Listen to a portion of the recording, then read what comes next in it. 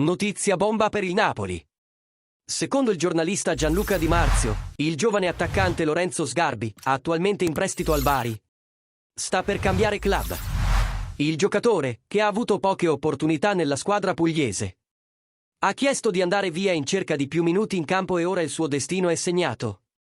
La Juve Stabia sarà la sua nuova casa.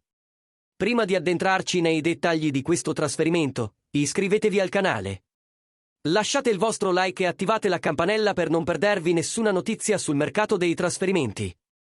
La decisione è stata presa dopo che Sgarbi ha espresso il desiderio di giocare in un ruolo più importante, cosa che non gli riusciva al Bari.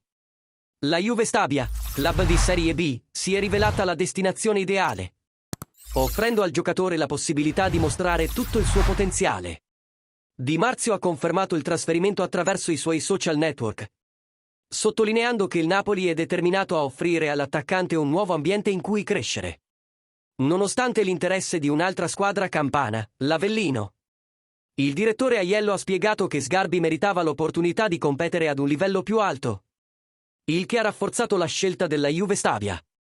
Ora vogliamo sapere da voi tifosi, il passaggio alla Juve Stabia è il passo migliore per la crescita di Lorenzo Sgarbi? Il Napoli ha preso la decisione giusta nel cederlo? Lasciate la vostra opinione nei commenti e continuate a seguire il canale per ulteriori notizie sul mercato dei trasferimenti.